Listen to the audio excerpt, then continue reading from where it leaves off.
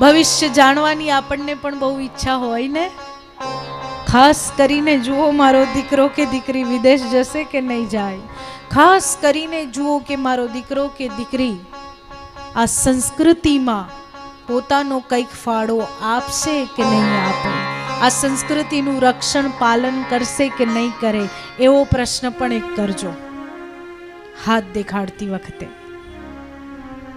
કે ભક્તિ કરશે કે નહીં કરે. બાકી ધન તો એ કમાવાનો જ છે, કંઈક ને કંઈક એ બનવાનો જ છે, મહેનત કરશે તો. પરંતુ ભક્તિ કરશે કે નહીં કરે, એક પ્રશ્ન પણ પૂછજો.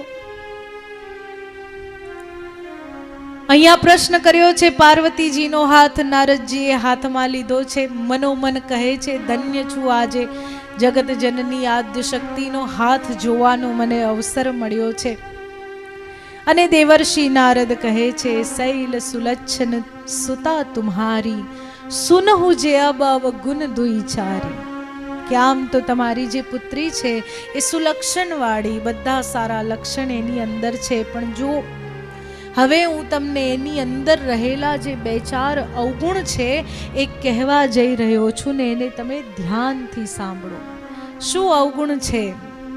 તો કહે છે કે બધું સારું હશે પણ એને પતિ થોડો અલગ મળશે. એને જે પતિ મળશે એનો વેશ અમંગળ હશે, જંગલમાં રહેતો હશે, મુંડોની માળા પહેરતો હશે, ભોરિંગ ધારણ કરતો હશે, ભિક્ષા માંગીને જમતો હશે. અને આ સાંભળતાના સાથે જ મહારાજ હિમાલય અને મહારાણી મેના બંનેના નેત્રમાં અશ્રુ આવી ગયા. અમારી કોમળ સુંદર પુત્રી, રાજમહેલમાં રાજકુમારી, આટલા લાડકોડથી એને ઉછેરીને મોટી કરીશું અને આવો પતિ મળશે? નારદજીએ કહ્યું, નિવારણ છે. શું નિવારણ છે?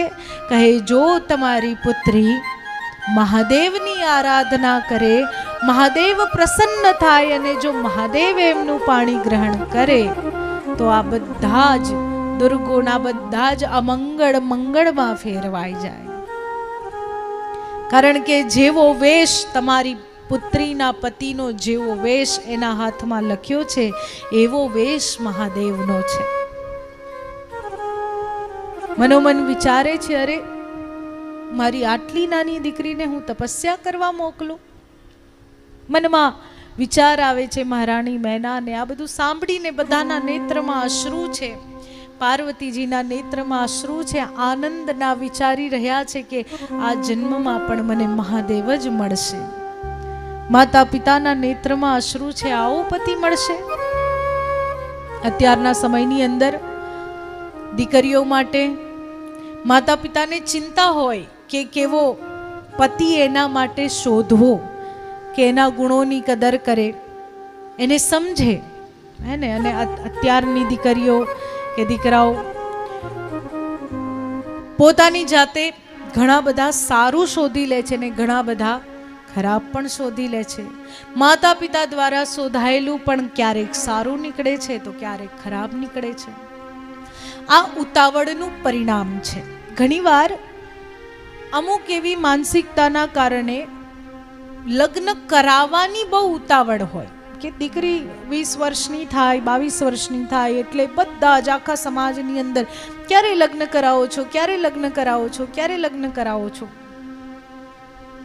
શાસ્ત્ર અનુસાર તો 25 વર્ષ સુધી બ્રહ્મચર્યનું પાલન કરવું જોઈએ દરેકે દરેક વ્યક્તિએ. તો લગ્નની એટલી ઉતાવળ નહીં. કેમ 25 વર્ષ કહ્યા છે? 25 વર્ષનું વ્યક્તિ થાય ત્યાં સુધી એની બુદ્ધિ પરિપક્વ થાય, એનામાં સમજણ આવે. અરે જે વ્યક્તિને એ નથી ખબર કે એને પોતાનાથી શું જોઈએ છે, એને શું ખબર હશે કે એને બીજાથી શું જોઈએ છે, પોતાના જીવન સાથી પાસેથી એને શું જોઈએ છે, એને ખબર જ નહીં હશે જો નાની ઉંમરે એના લગ્ન કરાવી દેવામાં આવશે.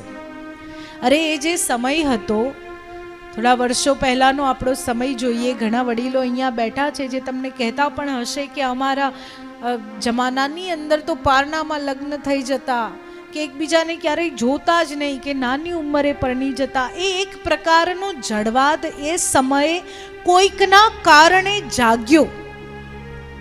એ કોઈ એક વ્યક્તિએ જગાડ્યો, નહીં તો શાસ્ત્રની અંદર તો જુઓ ને, જ્યાં સુધી દીકરી યુવાન ના થાય, સમજદાર ના થાય, ત્યાં સુધી ક્યાં એના લગ્ન કરાવવામાં આવ્યા છે?